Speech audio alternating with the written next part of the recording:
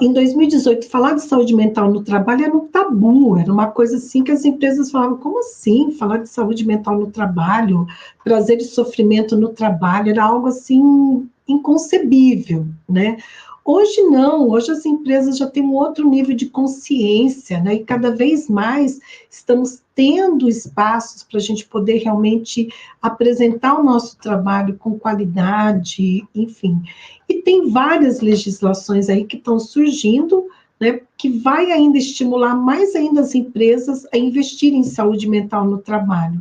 A própria certificação, né, em saúde mental no trabalho, empresa que promove a saúde mental no trabalho, que é a Lei 14.831, que foi sancionada no dia 27 de março pelo governo federal, é uma lei que vai dar um certificado, né, uma honraria para a empresa que promove a saúde mental no trabalho, só que a empresa só vai poder utilizar desse certificado por 2 anos, depois ela tem que renovar, e ela tem que atender uma série de requisitos, né? É uma lei ainda que está em regulamentação. O Conselho Federal de Psicologia está acompanhando a regulamentação dessa lei. No dia 9 de julho, agora, o Conselho Federal de Psicologia participou no Congresso Nacional de uma audiência para a regulamentação dessa lei. Isso me deixou muito tranquila, porque a regulamentação é que vai dar as diretrizes, né, de como vai ser isso na prática. Então, sabendo que o Conselho está acompanhando, falei, ai, que bom, né? Então, isso é uma questão legal, né, da legislação que vai nos ajudar muito.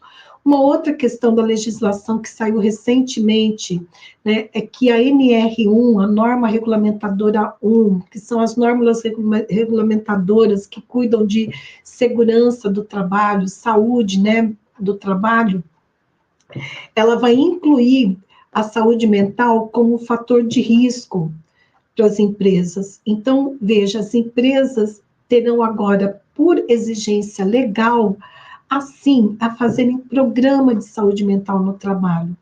Mas é importante que você saiba o seguinte, que quando nós trabalhamos junto às empresas com saúde mental no trabalho, o nosso foco na consultoria é embasado na psicologia do trabalho.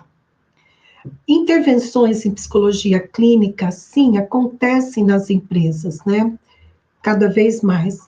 Mas na consultoria, a gente vai intervir na organização do trabalho, no sistema. E aí que você tem uma grande oportunidade, 2 grandes oportunidades. Primeiro, de não ficar no atendimento individual, porque daí a intervenção é em grupo.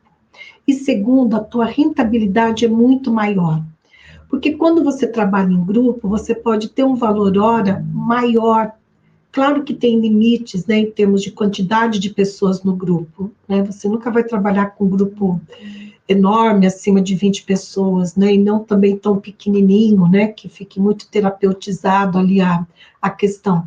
Mas você trabalha com grupos, né, que não é grupo terapêutico, não é terapia em grupo, você tem uma outra metodologia para trabalhar a saúde mental no trabalho. E os RHs cada vez mais sabem disso, sabem diferenciar, né? A grande maioria dos RHs, o que é intervenções da psicologia clínica e o que é intervenções da psicologia do trabalho. Então, você tem uma rentabilidade maior, porque o próprio Conselho Federal de Psicologia, né, que aprova a tabela da FENAPSE, que é a Federação Nacional de Psicólogos e Psicólogas, né, tem lá na tabela como valor de referência para a gente trabalhar na consultoria, o valor mínimo, R$ 270, o valor máximo da hora, R$ 627, e o valor médio da hora, R$ 538 a hora. Então, veja, trabalhar com grupos, eu trabalho com grupos há mais de 20, não, a minha vida inteira eu trabalhei profissional, eu trabalhei com grupos, mas há 22 anos eu estudo grupos, eu sou didata em processos de grupos, em funcionamento dos grupos pela SBDG, então eu afirmo para você que se você tiver uma fundamentação básica sobre grupos, trabalhar com grupos é extremamente prazeroso. O grupo se ajuda, se potencializa, E com isso, você pode fazer intervenções em saúde mental no trabalho de uma maneira muito mais impactante, né? E não fica no individual. Aí você pode estar pensando assim, mas imagina, né? Pagar 600 a empresa, R$ 627 a hora, 538 a hora, será? Veja, eu cobro no mínimo na consultoria R$ 600 a hora. E eu tenho mostrado as minhas notas fiscais aqui para você. E lá no projeto Psicóloga nas Empresas, eu vou mostrar também para você na primeira aula. Eu vou te mostrar, ó, tá aqui, ó, os serviços que eu faço e o valor que eu cobro. Eu vou pôr a nota fiscal ali na tela para você ver como é possível, é totalmente viável. E mais, uma coisa importante, se você trabalha com clínica, é que R$ 627 a hora, tá? Para uma pessoa física, né, para uma pessoa que é teu cliente, ou tua cliente na clínica, pode ser muito alto esse valor, né? Se ele vai ter 2 atendimentos por semana, já vai dar R$ 1.200, vezes 4, já dá R$ 4.800. E não é toda a população brasileira, ou uma minoria que teria condições de desembolsar esse valor. Mas para a empresa tem um outro parâmetro, porque a empresa não vive de salário, a empresa tem faturamento. E o faturamento da empresa gira em torno de 10 dígitos, 12 dígitos.